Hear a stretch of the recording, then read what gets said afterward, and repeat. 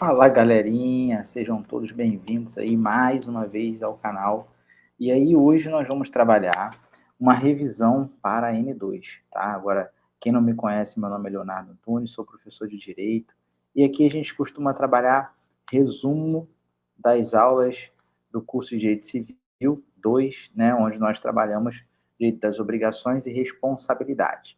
Eu vou deixar aqui na descrição desse vídeo meu contato de WhatsApp, para quem não for meu aluno, requerer pelo WhatsApp, né, solicitar o material que eu vou enviar para vocês pelo WhatsApp, todo esse material que estou apresentando aqui.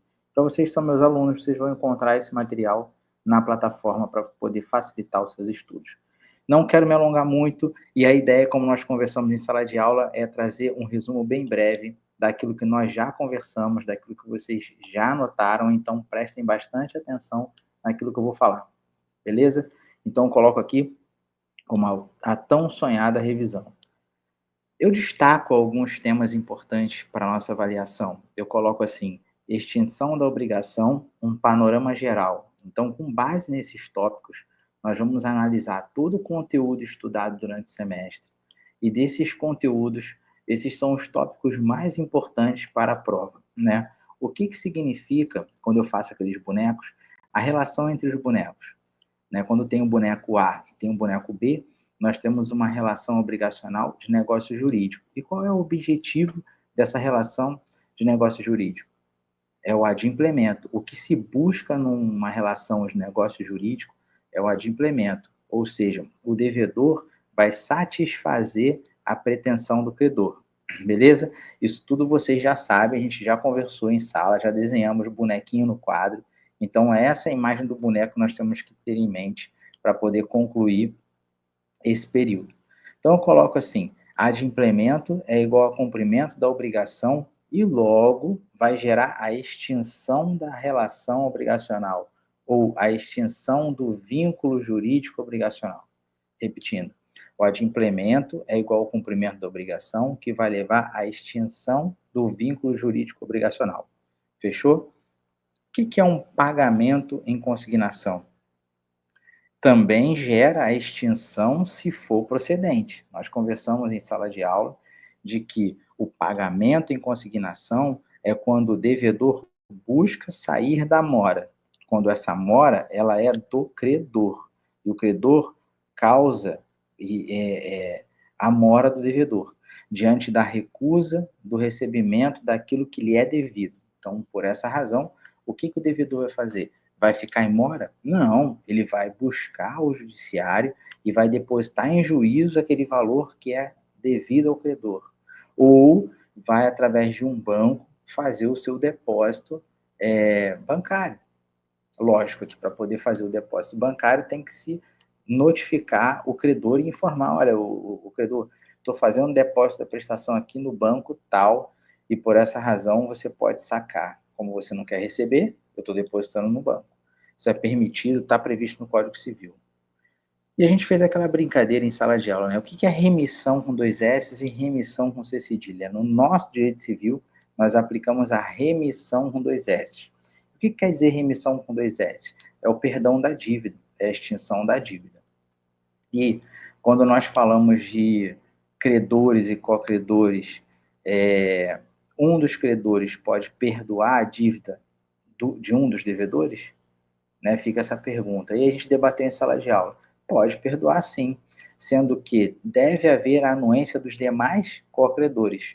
Porque se não houver a anuência dos demais co-credores, aí esse credor que perdoou a dívida vai ter que pagar do seu bolso a cota-parte daqueles credores. Tá ok? Então, é permitida a remissão de dívida sim, desde que os demais co-credores também estejam de acordo. Caso não estiver de acordo, esse credor que quer perdoar irá pagar a cota-parte dos demais co-credores. E a novação? Novação é a extinção da dívida anterior e a criação de uma nova dívida. Lembramos na sala de aula sobre a época da pandemia, onde muitas pessoas que tinham um carro financiado não conseguiam pagar porque não podia sair para trabalhar, as empresas estavam fechando, muita gente foi demitida, então houve um grande prejuízo nos pagamentos de compras financiadas. Então, por essa razão, O que as financeiras faziam, né, nessa época? Chamava o devedor, falava ao devedor: chega aqui rapidinho que a gente vai fazer uma negociação aqui e tal. Aí o devedor falava: não, beleza, qual é a boa proposta para a gente resolver essa questão? Aí o credor falava: não, você tem uma dívida aqui de 30 mil parcelado, né, em 30 prestações de 1.000, eu posso transformar isso em 60 prestações de 500, o que você acha? E aí o devedor falaria assim: não, beleza, bora fazer aí 60 prestações de R$ 500. Pronto. Então aquela dívida ou débito que foi firmada naquele primeiro contrato será extinta com uma novação, um novo contrato, um novo compromisso, uma nova dívida. E essa nova dívida é a novação. Tá? Então, por essa razão, nós entendemos que a novação também é uma extinção obrigacional. Beleza? E a dação em pagamento, né? Nós temos dentro de uma relação contratual, como nós conversamos sobre os bonecos em sala de aula, quando eu falo o boneco A e o boneco B, nós temos um objeto. Esse objeto tem que ser cumprido nessa relação obrigacional. Nós falamos de obrigações agora, porque nós estamos em Civil 2, mas no próximo semestre, quem conseguir atingir a nota suficiente irá para Civil 3. E lá vocês vão estudar direito contratual. E aí nós vamos falar de objeto da relação contratual. Para essa relação obrigacional, nós temos que ter um contrato. Esse contrato tem um objeto. E esse objeto tem que ser cumprido. Então, se há uma obrigação do devedor em pagar em espécie, né, em dinheiro, determinado valor, e esse devedor não tem esse valor, ele oferece para o credor outra coisa, que não é o objeto principal. Ele chega para o credor e fala assim: ei, credor, eu estou te devendo R$ 100 mil aqui em espécie, mas acontece que eu estou com um problema financeiro, eu não tenho esse dinheiro. Bora tentar fazer uma negociação aí para poder melhorar essa condição. Mas eu tenho um carro. Esse carro vale R$ 110 mil. E aí, o que você acha de eu te entregar esse carro e aí eu quito a minha dívida contigo?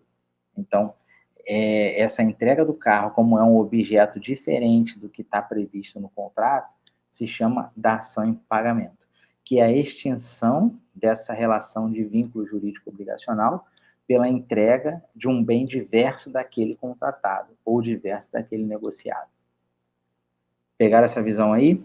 Tá tranquilo? Show de bola. Pagamento com subrogação é uma extinção perante o credor original, transmitindo direitos ao terceiro.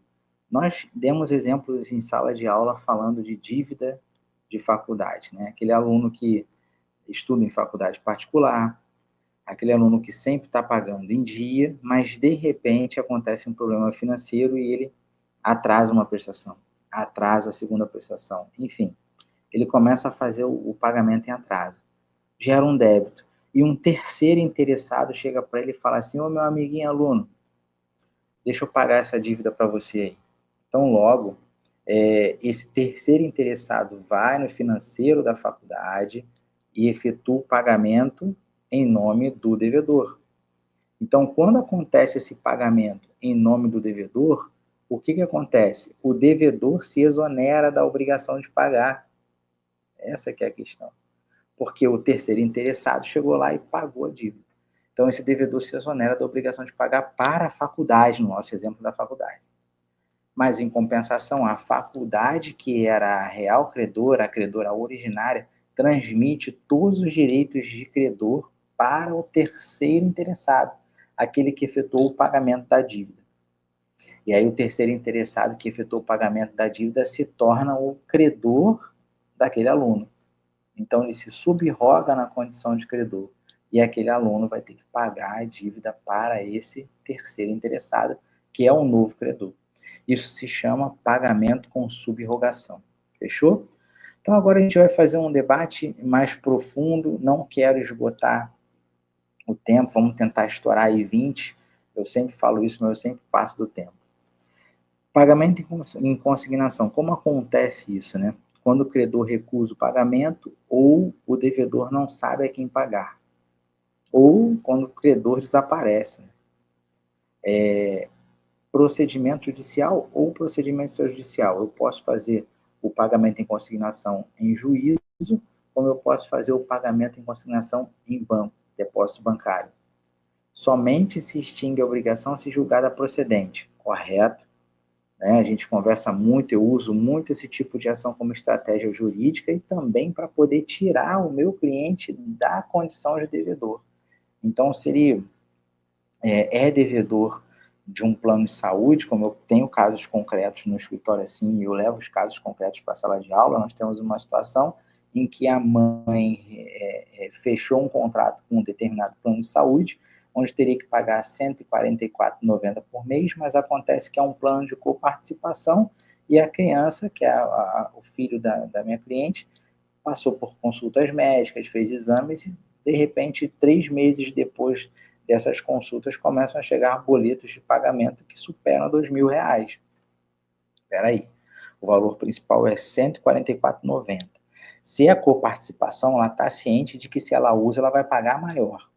Ok. Mas a partir do momento que ela começa a discutir sobre a questão da cobrança em excesso, onde 3, 4, 5 boletos vêm a mesma cobrança, e o plano de saúde não realiza nenhuma averiguação sobre a situação, análise, ela passa a se sentir violada do seu direito, mas ela não consegue pagar o mínimo, porque o boleto não é desmembrado. Ela se reconhece devedora do valor principal, mas ela não se reconhece como devedora do valor que vem a mais, porque está comprovando o pagamento de duplicidade. Então, nesse caso, faz-se a consignação e pagamento do valor que ela entende que é cabível, como está previsto no contrato, e realmente é cabível, e há a recusa do plano de saúde porque não pode desmembrar o boleto, então se paga o principal, e se discute via de uma outra ação judicial o excesso da cobrança, que seria uma ação revisional de contrato, ou uma ação revisional da cobrança, ou uma obrigação de fazer, enfim, depende do caso concreto. Mas a ação de consignação e pagamento visa retirar aquela pessoa da condição de devedor. E lógico, e ela vai se extinguir, ela vai extinguir relação jurídica obrigacional quando ela for procedente, ou seja, o juiz fala, ok, você agora já quitou seu débito, julgo procedente a ação, e vem aqui, credor, e retira seu valor. Aí, beleza. Agora, se essa ação for julgada improcedente, não. A dívida permanece, o vínculo jurídico obrigacional permanece. Fechou? Eu coloco um exemplo, uma parcela da dívida, credor desaparece, né, some, e se tem aí a ação de consignação em pagamento, tá? Então, eu fiz aqui a diferença entre remissão com 2 S e remissão de C cedilha. Eu coloco o termo, tá errado aqui, a aplicação tinha que ficar em cima do direito civil, mas tá tranquilo, eu vou explicar. Remissão com 2 S é aplicada no direito civil, remissão com C cedilha é aplicada no direito penal. O termo remissão com 2 S é o perdão da dívida, tem esse significado. O termo remissão com C cedilha tem um significado de abatimento da pena, tá? A aplicação da remissão com 2 S é no direito civil e a aplicação da remissão com C cedilha é no direito penal. A remissão do direito penal, que é com C cedilha, ela é a cada 3 dias trabalhados, abate 1 da pena, tá? É uma forma de gerar um benefício para aquele apenado que está progredindo, se ressocializando, então o judiciário traz esse benefício para ele. Exemplo prático, remissão com 2 S. Se o credor perdoa a dívida de um dos devedores, logo, deve repassar as cotas aos cocredores. Nós conversamos isso antes de virar esse slide. Já caminhando para o final, 14 minutos de conversa, solidariedade. Né? Desenhamos no quadro, na parte de cima, credor A, B e C, ou A, B, C e D, e na parte de baixo, devedor D, E, F, ou D, E, F, G. Enfim, nós temos 3 credores em cima e 3 credores embaixo. Quando eu tenho a solidariedade ativa, eu tenho uma reunião de credores, tá? Eu tenho 2 ou mais credores. Eu coloco assim, credores solidários, qualquer um pode cobrar tudo. Quem recebe deve repassar as cotas.